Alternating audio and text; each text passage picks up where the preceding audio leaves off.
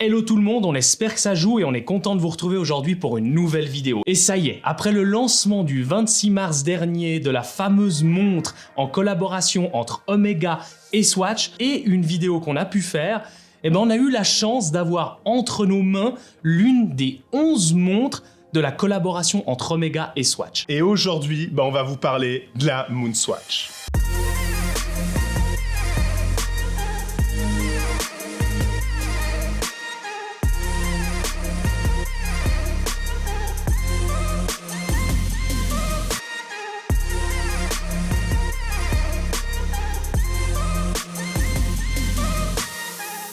Bon, dans cette vidéo, il ne sera pas question de vous parler en détail ce que l'on pense de ce fameux partenariat entre Swatch et Omega, à quel point on aime ou on n'aime pas. Ça, c'était le sujet d'une ancienne vidéo qu'on a publiée il y a de ça un petit moment, au moment des sorties de ces fameuses Moonswatch. Donc si vous êtes intéressé de connaître notre point de vue sur toute cette aventure, tout ce projet qu'a fait Omega avec Swatch, allez voir cette vidéo. Là, aujourd'hui, l'objectif, ça va plus être de vous parler réellement du sentiment, de la sensation, du feeling qu'on a pu avoir avec enfin au poignet l'une de ces Moonswatch et vraiment en somme une review produit. Quand nous sommes allés récupérer cette Moonswatch auprès de l'un de nos abonnés Vincent, qui a la générosité de nous l'avoir prêté, moi j'étais équipé de ma fameuse Omega Spin Master, la version classique que vous connaissez bien. Et justement, on était très curieux, Alexis et moi, de voir à quel point ces deux montres allaient être pareil, en tout cas avec beaucoup de similitudes. On était curieux de voir si, in fine, au poignet, on avait cette sensation d'avoir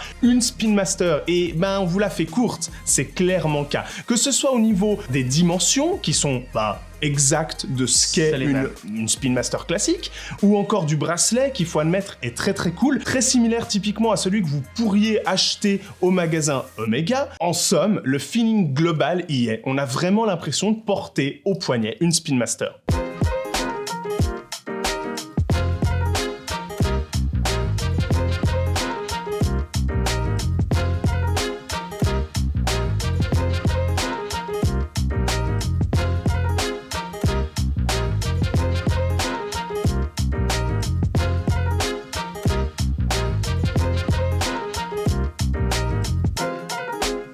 Mais attention, ne nous faites pas dire ce que l'on n'a pas dit. Il y a beaucoup de similitudes effectivement entre la Spin Master classique et cette Moonswatch, mais par contre, il y a quand même pas mal de choses qui sont différentes, de par les matériaux qui sont utilisés sur la boîte en général, de par le calibre qui est dedans, qui est un calibre quartz, donc il y a quand même pas mal de choses qui changent, quoi. C'est normal, c'est pour 250 francs la montre, quoi. Comme Jonas vient de le dire, cette montre équipe un calibre quartz qui, au passage, faut savoir que Swatch ne pourra pas vous le réparer, ce calibre. Ça, c'est quelque chose qui choquera pas les habitués de la marque Swatch, parce que c'est quelque chose qui est inhérent, pas que sur cette Moonswatch, sur toutes les Swatch, c'est le cas, mais c'est vrai que c'est toujours un peu dommage quand on y réfléchit un peu de plus près. Elle possède une tête de montre en biocéramique. Alors ça a pas mal d'avantages, ce biocéramique. C'est impressionnant à quel point cette montre est extrêmement légère et ça se ressent tout de suite quand on la met au poignet.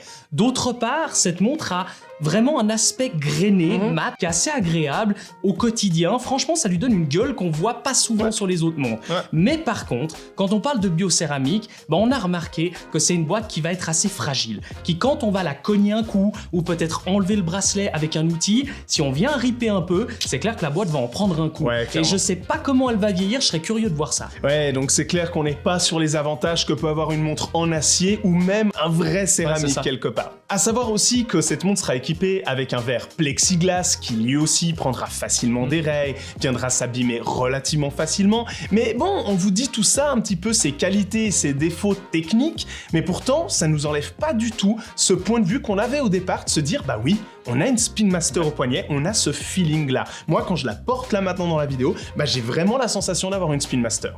Ouais, mais tout ça pour 250 francs. Et ouais.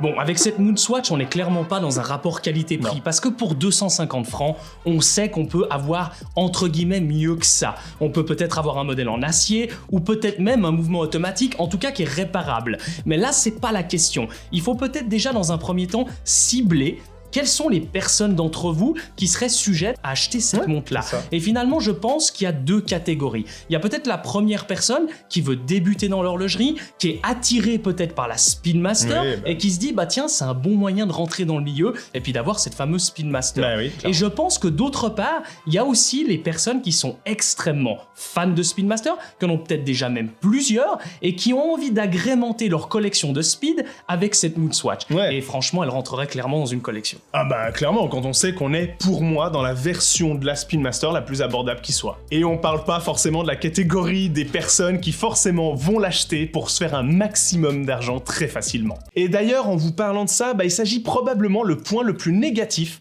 qu'on a avec ces Moonswatch. Alors vous l'aurez compris, on parle pas de la montre en elle-même, on parle vraiment du fait qu'il y a une réelle folie qui a commencé, comme on l'a dit plus tôt dans la vidéo, le 26 mars, le samedi, quand ces montres sont sorties. Et cette folie, force est de le constater, elle reste encore jusqu'à aujourd'hui. Au point où si vous souhaitez en acheter une, ce qui je pense est le cas de beaucoup d'entre vous, ça reste extrêmement compliqué avec ces files d'attente, avec le fait que les boutiques Swatch sont encore relativement peu desservies, donc on sait pas quand est-ce qu'on peut avoir une montre. Vous ne pouvez toujours pas acheter ces montres-là sur le site internet de Swatch. Il y a encore une folie omniprésente qui, du point de vue de Jonas et du mien, vient vraiment gâcher cette expérience, ce côté spontané de se dire tiens, c'est vrai que spontanément, Jonas et moi adorions pouvoir en acheter une ou deux de ces modèles, de ces Moonswatch, mais malheureusement, plus le temps passe, plus cette folie perdure, moins cette envie reste d'actualité chez Jonas et moi.